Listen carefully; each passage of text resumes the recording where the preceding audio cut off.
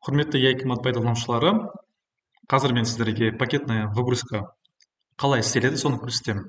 Ол дегеніміз, сіздерде егерде свод по гу деген жерде планирование запросы ішінде 2027, 2028, 2029 суммалары барлығы дұрыс болатын болса, мысал ретінде бір мектепті алайын мен, ол суммасы барлығы түгел.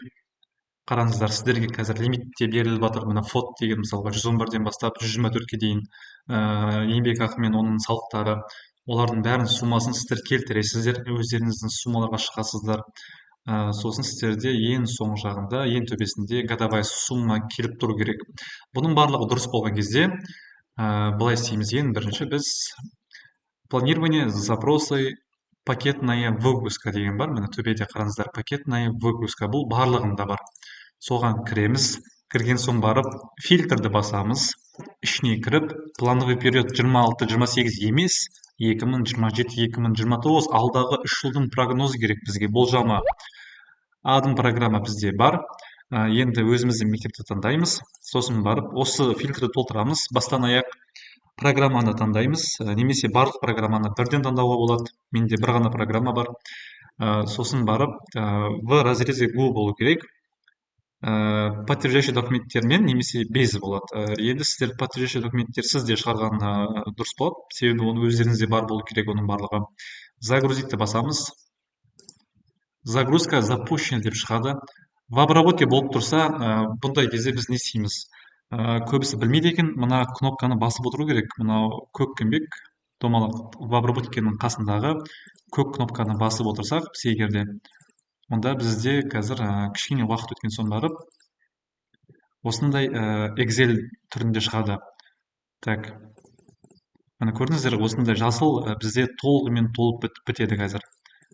Так, енді мен оны баспақ қойсам да болады, себебі менде бұл астында тұр міне Excel деп. Осы Excelді аламын. Excelді басқан кезде, мына фотосы тұр мына жерде, қасында XL деп жазылып тұр. Осыны басамыз.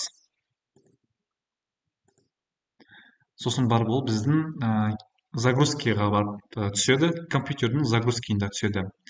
Біз бұны загрузкиден таба аламыз. Мына жақта өзіміздің рабочий стол астында загрузки бар.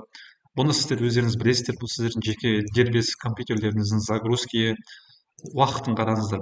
Дәл қазір мен бүгінгі күннің сағат 10-нан 56 кеткенде осы документ келіп түсті. Бұның ішін ашқан кезде көбісінде іші пустой шығып жатыр. Не үшін? Өйткені сіздер мынандай архиватор скачать етпегенсіздер. Получается, открыть с помощью басып, выбрать другое приложение басып,